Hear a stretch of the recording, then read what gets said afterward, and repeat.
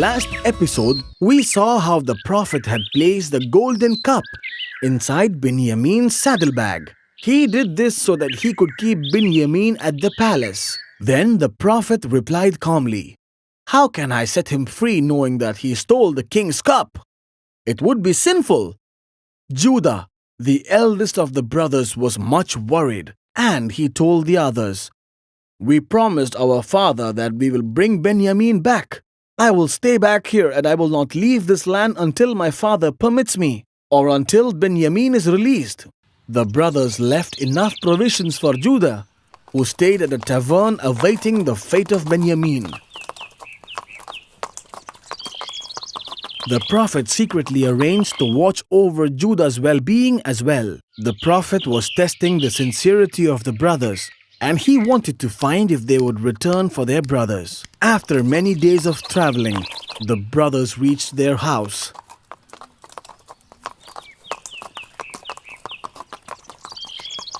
"Father, your son has stolen," one of the brothers said. The old prophet was confused and he didn't understand what they meant. So he asked them to explain what had happened. The brothers told him everything. How they were given a feast at the palace, how they got the grains, and how the king's golden cup was found in Benjamin's saddlebag. When the prophet heard their story, he knew that Allah had a hand in it and understood that Allah was testing him. He was made to suffer for Yusuf before, and now he was made to suffer for Benjamin. He knew that God was testing him, otherwise he would not make him suffer for two of his sons. He then said, "Perhaps Allah will bring all of them to me. Allah is the all-knowing, all-wise." He found solace in his prayers, and it strengthened his faith and patience as well. The Prophet had wept for so many years of the loss of his son Yusuf alayhi salam, and now he wept for Benjamin as well. After weeping for so many years, the Prophet had now lost his sight. "Oh father, why are you destroying yourself in this way?" pleaded his sons. "I complain of my grief and sorrow to Allah. I know from Allah what you do not know," the Prophet replied. He then asked his sons to go to Egypt once again and not to give up hope.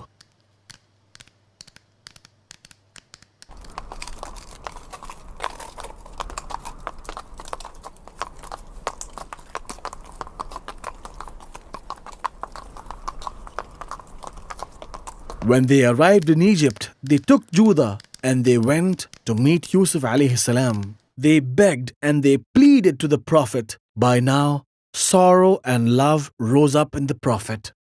He could no longer bear to listen to the griefs of his own brothers.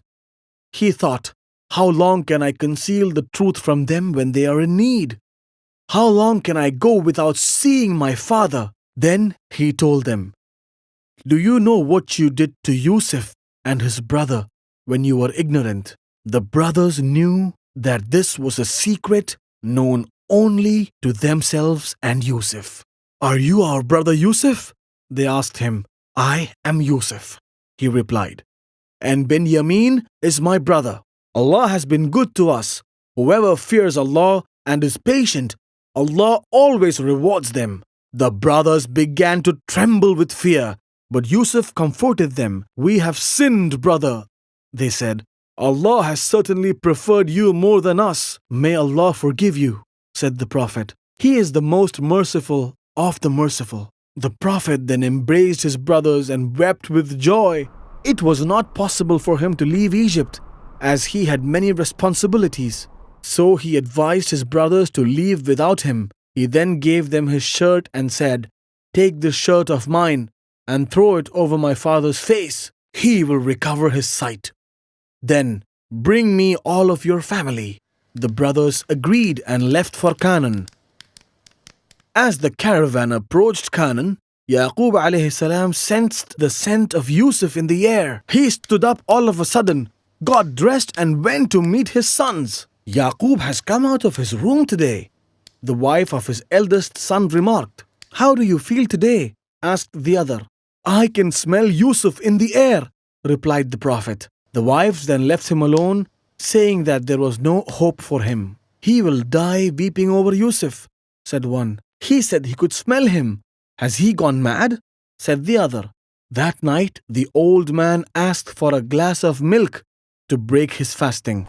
As the caravan approached nearer, the old prophet kept praying to the Lord. And when the caravan finally arrived, the old prophet went outside and asked, I smell Yusuf in the air.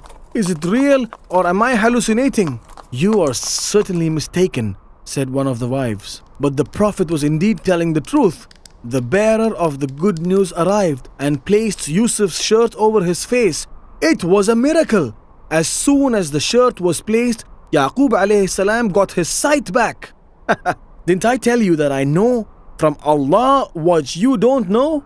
He said to them happily. The brothers realized their mistake. We have sinned, Father. Please ask forgiveness for our actions, they said. I will ask Lord to forgive you. He is all forgiving and all merciful, replied the Prophet. Then the old Prophet left for Egypt to meet his son.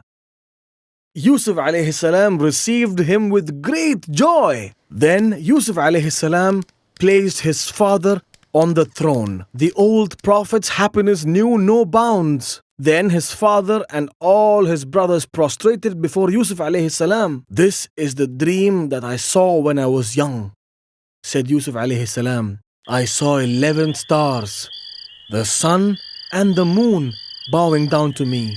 My Lord has made it true.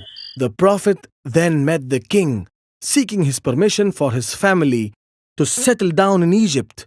The Prophet was a great asset to the kingdom, and the king was very happy to agree. The great power and responsibility did not distract the Prophet from Allah subhanahu wa ta'ala. He remembered and worshipped Allah all the time. The Prophet did not want to die the death of a king. He did not like to be gathered around the people of royalty. He wanted to die the death of a slave to Allah and to be gathered around the righteous. Yusuf alayhi salam, at the time of his death, asked his brothers to bury him beside his forefathers. So when he passed away, he was mummified and placed in a coffin until a suitable time to be taken out of Egypt. It is said that he died at the age of 110.